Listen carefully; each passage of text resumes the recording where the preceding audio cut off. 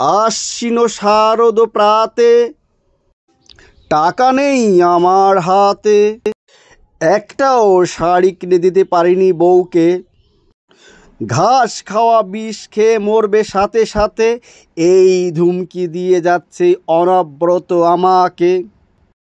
তাই আমি তাকে বলে যাচ্ছি, মরো তুমি মরো।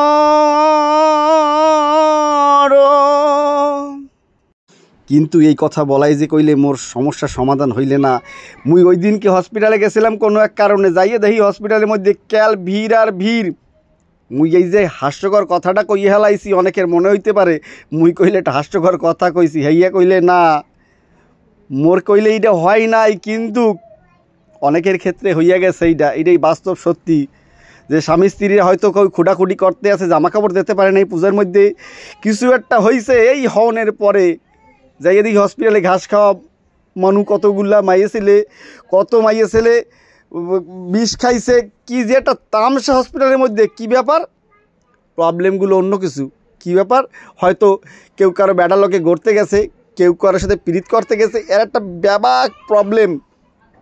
এই জন্য একটা কথা কমু ভাই, দেখো গার্লফ্রেন্ড নাই তারা কইলে একাই যাইও, আর গার্লফ্রেন্ড নাই বলগিয়া যে পাশের কেউ গার্লফ্রেন্ডই ঘরতে আছে, আর তার গার্লফ্রেন্ড দেখে তোমার শৈলীর মধ্যে সিরবির করতে আছে, সেই সিরবির ঠেলায় তুমি একটা টোন কাটলা, টোন কাটকে কিছু কইলা, এই টোন কইলে কিন্তু সমস্যার সম্মুখীন হইতে পারে। কারণ টোন যখনই তুমি কাটপা, সে তোমার তো প্রীত করে গিয়ে ভালোবাসবে না যে মোর গার্লফ্রেন্ডে একটু টিটকারি মারছো, একটু চুম্মা দিতে গেছো, সে কিন্তু সারিয়ে দেবে না, বোঝেন?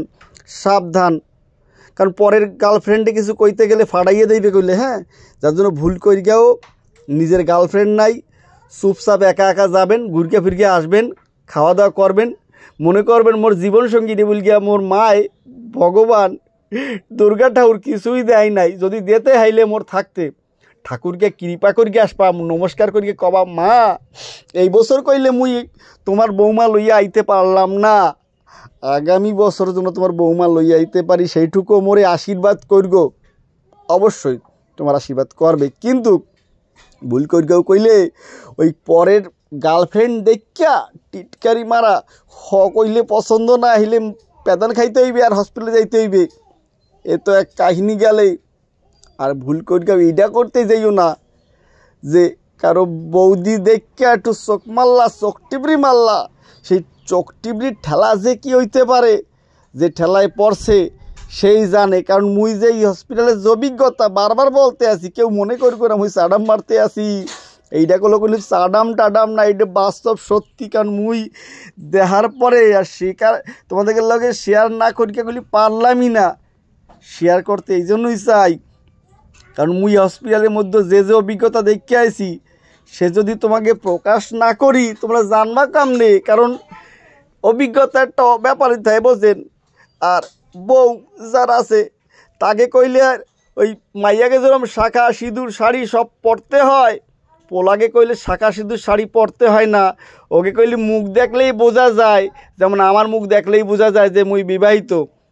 যাই হোক, মুইও তো ফাটান কম বেশি খাইতে হয়, এই ফাটান যাতে না খাই তার লেগে কইলে মুই আজকে ষষ্ঠীর দিন, সবাই কম বেশি জানো মোর একটা কইলে ডান্স গ্রুপ আছে, আর মুই একটা আঁকার টিচার। তা যদি মুই পূজা লইয়া যদি প্রোগ্রাম করতে যাই তাহলে বউ বাচ্চা ঘুরতে যাইতে পারবে না। দেখা গেলো এই যে অভিজ্ঞতা আপনাকে শেয়ার করতে আসি, বন্ধু তোমাকে করতে শেয়ার, এই ঘটনা মোর একটা আগঠন ঘটকে গেলে সেই ভয়তে, মোর তো একটা ভয় আছে নাকি ভয় নাই, কারণ মোর যে বিবি যে সারবে হেডাও তো না, সেও তো দুইয়া কাপড় কম বেশি পারলে একটু পরাইয়েই দেয়, বুঝো? তা তার লেগে মুই করছি কি, ষষ্ঠীর দিন মোর মাইয়াডারে লইয়া, দুটা মাইয়া লইয়া, আর ওই এক নাচের সাথী আসলে তাকে লইয়া একসাথে স্কুটির মধ্যে ঘাপাই দিছি, বুঝো? চারজনে মোটামুটি ঠাকুরনগর করলে ভালোই পুজো হয়েছে বছর। এরপর আমাকে গোবরডাঙ্গা করলেও খুব ভালো পুজো হয়, ঠাকুরনগর গোবরডাঙ্গা অনেক অনেক সুন্দর করলে পূজা হয়। সেই পুজো দেখতে কইলে মোর মাইয়াগুলা আর ওইকে লইয়া সব বেরোইছি। তা যাক, দেখেন বেরোইছি বলগিয়া কিন্তু ওই হাসি মুখটা দেখতে পারছেন, খিলখিল করে হাসতে আছে। আর যদি না লই যাইতাম এই হাসি, মানে ওই যে অভিজ্ঞতা বললাম, এই অবস্থা মোর হইতে আনে। হয়তো মাইয়া ছেলেরা, যাই হোক, এই যে একটা দেখেন গোবরডাঙ্গায় সুন্দর একটা পূজা প্ল্যাটফর্ম দিয়ে লামগাই আপনারা আজকে দেখবেন একটা সুন্দর পূজা। এই পূজাটা দেখলে মনে চোখ জুড়াইয়ে ঠান্ডা হয়ে যাইবে, কনকনিয়ে ঠান্ডা। কিন্তু এই ঠান্ডা হইলে কইলে মরবেন না, কেন বোঝেন? কনকনিয়ে ঠান্ডা হইলেও কইলে মরবেন না, বোঝেন? আজকে যাইবেন। ভিতরটা কিন্তু অনেক সুন্দর, দেখে সত্যি ভালো লাগে। এত সুন্দর বানিয়েছে গোবরডাঙ্গায়, খুব ভালো একটা প্যান্ডেল বানিয়েছে। সত্যি সত্যি মানে মনে মুগ্ধ করার মতন, দেখে সবারই ভালো লাগবে। তো আমার একার ভালো লাগা বলে বিষয় না, সবারই সত্যি ভালো লাগবে। অবশ্যই গোবরডাঙ্গার এই প্যান্ডেল দেখতে যাবে। আর কারণ মনোমুগ্ধ করা একটা প্যান্ডেল, ঠিক আছে। আমরা গেছিলাম, সবাইকে বললাম আগেই, বৃষ্টি আর ওই যে পল্লবী রয়েছে আর আমার দুটো মেয়ে, এদেরই নিয়ে গেছিলাম। তারপর ওইখানে গিয়ে আমার কতগুলো ছাত্র সাথে দেখা হলো। আর এই একটা প্যান্ডেল দেখুন, এটা খুব সুন্দর একটা সিনারি, সত্যি ভালো লেগেছে যে মা আসছেন এবং মাকে সবাই মিলে কাঁধে করে, সেই সময়ের কথা। আর এই ভিডিওটা দেখলে হাসি তো পাবে। দেখুন জুতোটা হাতে নিয়ে যাচ্ছে মেয়েটা। যাক, এই বলতে বলতে চলে এলাম আমরা ঠাকুরনগর আমাদেরই একটা সুন্দর প্যান্ডেলে, শিমুলপুরের একটা প্যান্ডেল। তো সেখানে এত সুন্দর প্যান্ডেল করেছে ওরা, সত্যিই একদম পুরো মনোমুগ্ধ করা। তা সেটার পরিবেশটা কত সুন্দর, লুকটা দেখে নিন, মানে সত্যি একটা ভালো লাগা প্যান্ডেল। ভিতরটাও দেখাবো ঘুরিয়ে। আর যারা যারা দূর থেকে আসবেন বা দেখবেন, ঠাকুরনগর শিমুলপুরে যাবেন। শিমুলপুর ষষ্ঠীতলা বলে, ষষ্ঠীতলার পাশেই আর কি প্যান্ডেলটা হয়েছে আর কি, খুব সুন্দর দেখতে। তো সবাইকে নিয়ে, পরিবারের সবাইকে নিয়ে অবশ্যই এই প্যান্ডেলে আসতে পারেন, ভালো লাগবে সবার।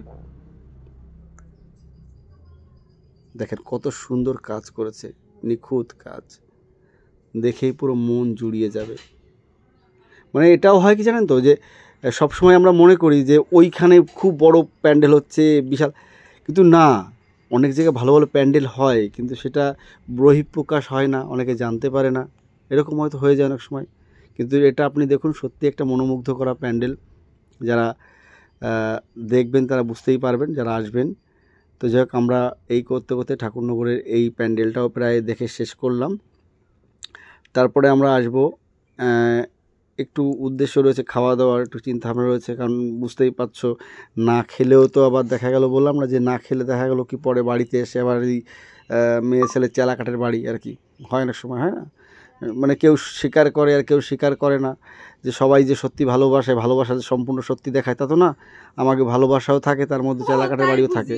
এই দেখো, এই দেখো, দেখেছো, এই যে এই শুরু করে দিয়েছে, বুঝতেই পারছো। দেখো, এই যে মা দুর্গা, তুমি একটু দেখে নিও মা, এই যে তোমাকে, তুমি দেখো বরণ করে নিয়ে আসার জন্য, দেখো 30 টাকা রোল খাইয়েছে, আর কিছু খাওয়াইনি। হ্যাঁ, বাড়িতে বসে রোলটা বানাতাম, ও মাই গড, কি সুন্দর ডিজাইন। আর বললাম না, বলে আর কি দুঃখের কথা বলা যাবে না। তুমি নিজে বলো যে রোলটা ভালো লাগছে, আর কি রোল যদি খারাপ দেয় দাদা আপনারা নিজেরাই কন, এইটা কি দায়ী মুই কইলে দায়ী না। কারণ কি, মুই তো বুকে হাত দিয়ে বলো যে তুমি শুধু রোল ছাড়া, বুকে কেন, বুকে ছাতিতে হাত দিয়ে পাড়া দিয়ে যেমনি কো, আমার কোনো আসে যায় না, যেটা সত্যি কথা কমু।